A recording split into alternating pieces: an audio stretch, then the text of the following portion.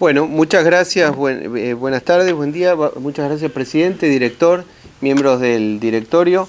El tema que nos ocupa hoy es la crisis que se está produciendo en este momento entre Rusia y los Estados Unidos y que tiene como epicentro el conflicto ucraniano. Conflicto que es uno de los asuntos geopolíticos persistentes en este mundo y que tiene las características propias de los conflictos geopolíticos, que es la idea de que suelen mantenerse en el tiempo y que no terminan de sustanciarse plenamente.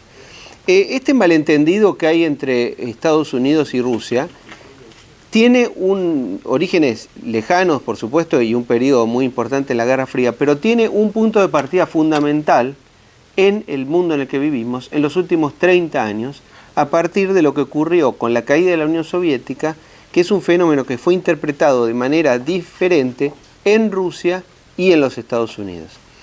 ¿Qué sucedió en el año 1991? Bueno, en diciembre del año 91, Ucrania, Bielorrusia y lo que hoy es la Federación Rusa, las tres principales repúblicas que integraban el Imperio Soviético, deciden la independencia de Moscú. Eso hace que ese Imperio Soviético pase a ser una suerte de entelequia, una especie de cáscara vacía, porque se retiran sus partes integrantes fundamentales. Y Ucrania pasa a ser un país independiente por primera vez en siglos, porque Ucrania había sido un país independiente solamente unos pocos años antes de la Revolución Rusa y lo ha sido en los últimos 31 años. Pero anteriormente, a lo largo de la historia de los últimos 400 o 500 años, Ucrania siempre fue parte del Imperio Ruso, cuya última expresión histórica fue la Unión Soviética.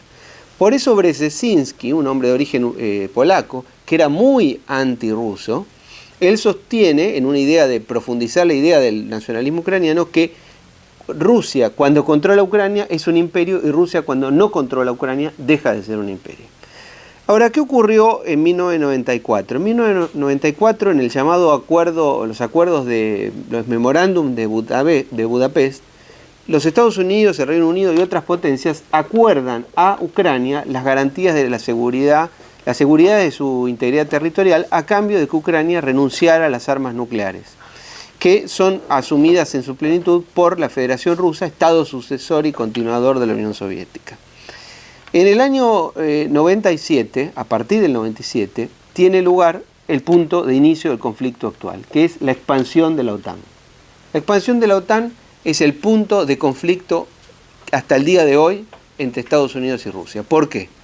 Los países que integraban el Pacto de Varsovia, en su mayoría, pasaron a ser miembros de la OTAN. ¿Por qué? Porque ellos querían protegerse de la amenaza rusa, pero eso no pudo ser entendido por los rusos sino como una amenaza a su seguridad permanente, sus intereses de seguridad permanente. Eso fue advertido en este país, aquí en los Estados Unidos, por una serie de personas, por ejemplo por el embajador Kennan, que en su momento, el 5 de febrero de 1997, en un artículo en el New York Times, escribió que eso iba a atacar los intereses permanentes de los Estados Unidos porque iba a provocar un daño en la relación con Rusia, como estamos viendo ahora. Fue advertido unos años antes, porque ya en el 97 había muerto, en el año 92, por Richard Nixon, quien advirtió a la administración Bush padre que tratara a Rusia con el respeto, con la consideración de una gran potencia, con la consideración que una potencia con esa envergadura y con esa trayectoria histórica merecía, pero fue realizado, a pesar de eso, por la administración Clinton, que en su segundo periodo expandió la OTAN, primero en una ola que incluyó a Hungría, Polonia y Checoslovaquia, y después, en el gobierno de la administración de Bush hijo, se expandió hacia las repúblicas del Báltico, Rumania, Bulgaria y otros países. Muy bien, en el año 2004 vuelve a haber una crisis con Ucrania, porque en Ucrania sigue habiendo, al día de hoy, es un país que tiene un problema de identidad nacional, porque en ese país hay dos tensiones.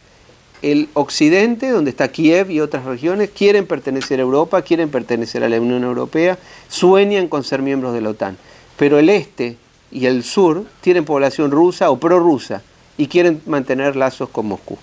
En el año 2004 hubo una elección entre Víctor Yushchenko y Víctor Yanukovych, elección que con acusaciones de fraude, envenenamientos, todos lo podrán recordar, Finalmente fue elegido Yushchenko, que había sufrido un envenenamiento, pero esa revolución naranja fue vista por Rusia como un ataque a sus intereses de seguridad y su periferia, cosa que se había producido en Kirguistán y que más tarde va a ocurrir también en Georgia. Esa situación hace que Putin, ya en el poder, desde fines del 99, después de un periodo en el que Putin hizo una política exterior pro-occidental, de los primeros 3 años, hace un enfrentamiento muy profundo cuando encuentran un desencuentro en la Segunda Guerra de Irak, guerra a la que se opuso Rusia, se opuso Francia, se opuso Alemania, y con el entendimiento de que si se le permitía a una nación, por muy poderosa que fuera, hacer un ataque preventivo, todo el sistema de Estado soberano se ponía en duda. Finalmente, ustedes saben que Rusia insistió que Saddam Hussein no tenía una participación en el 11 de septiembre, operación que Rusia acompañó y permitió que Estados Unidos hiciera en Afganistán, pero no en Irak. Y esa situación terminó de colapsar las relaciones entre Rusia y Estados Unidos, y ahí es donde Putin hace ese famoso discurso ante el Estado de la Unión en abril del 2005, cuando él dice: la disolución de la Unión Soviética es el peor error geopolítico del siglo. ¿Qué quiso decir con eso? Que este es el origen del conflicto. En Estados Unidos se interpretó la caída de la Unión Soviética de una manera y en Rusia se interpretó de otra. En Rusia nadie quiere volver al comunismo, nadie quiere volver a la economía socialista, nadie quiere volver al sistema de muros y al muro de Berlín, nadie quiere volver a eso. Pero los rusos interpretan que perdieron un imperio, y ese imperio fue construido a lo largo de 400 años, cuya máxima expresión fue lo que ellos consiguieron en los acuerdos de Helsinki en 1975, la protección al territorio ruso, porque el territorio ruso, a pesar de que es el más grande del mundo, es un origen de problemas para Rusia. Es visto como una debilidad y no como una fortaleza, por el hecho de ser una geografía plana, fácil de invadir, como ha sucedido a lo largo del tiempo. Ahora, en el 2007, en el discurso ante el Munich Security Conference, en febrero de ese año, Putin dice otra cosa más. Dice: ¿por qué existe la OTAN? ¿Contra quién? Si la OTAN es una institución de la Guerra Fría, si ahora somos aliados, ¿a quién va dirigida esta alianza? Y en el año siguiente, en el 2008, en la cumbre de Bucarest de la OTAN, Ucrania y Georgia son confusamente invitados a pertenecer a la OTAN. Confusamente porque nunca finalmente los miembros de la OTAN le firmaron una carta de intención de ingresar, pero los confundieron con la idea de que podían hacerlo.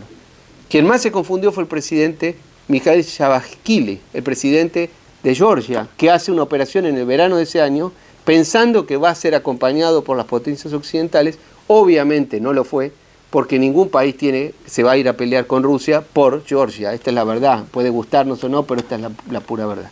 Conclusión de eso: Rusia consolidó la posición en Osetia del Sur, y como consecuencia de eso las relaciones volvieron a empeorar, que volvieron a empeorar aún más en la administración Obama, y terminaron de colapsar en el año 2014, cuando se produjo la siguiente crisis de Ucrania, cuando Ucrania cancela un intento de acuerdo con la Unión Europea para aliarse con Rusia, durante el gobierno ya de Víktor Yanukovych.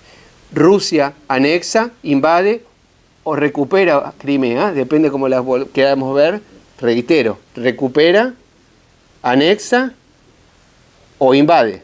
Es un mismo fenómeno que puede ser interpretado de distintas maneras. Los rusos sostienen una cosa, la población de Crimea otra, que votó mayoritariamente 97% por integrarse a la Federación Rusa, pero los americanos piensan otra cosa, o buena parte del establishment americano.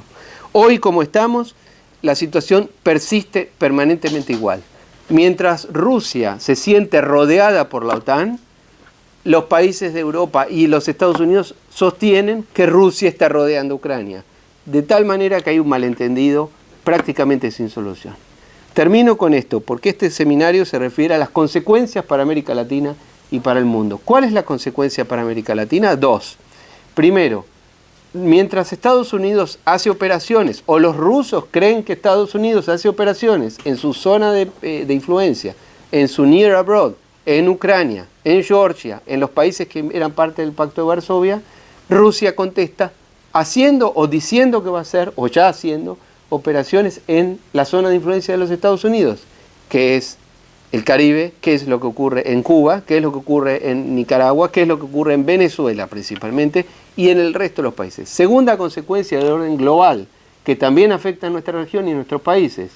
Rusia, como consecuencia de esta muy mala relación con Estados Unidos, ha profundizado su alianza, su acercamiento a China, algo que es una novedad en términos históricos, porque la relación con China y Rusia siempre ha sido muy mala, geográficamente están llamados a llevarse muy mal, posibilidad que dio para que Nixon y Kissinger hicieran una política exactamente contraria a la que está haciendo este gobierno y el gobierno anterior aquí.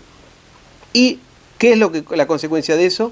Que en este caso Rusia está actuando como junior partner de China y finalmente se puede consolidar un bloque antioccidental, contrario a los intereses de Occidente, que son claramente contrarios a los de nuestros países y a los de este país también.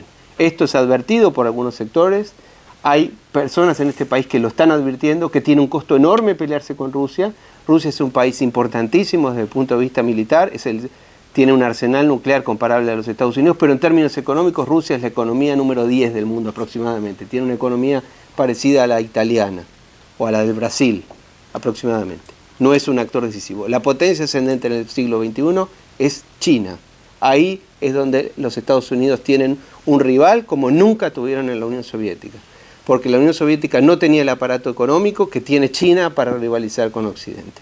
Muchas gracias, presidente, gracias, director, y espero haber cumplido el tiempo.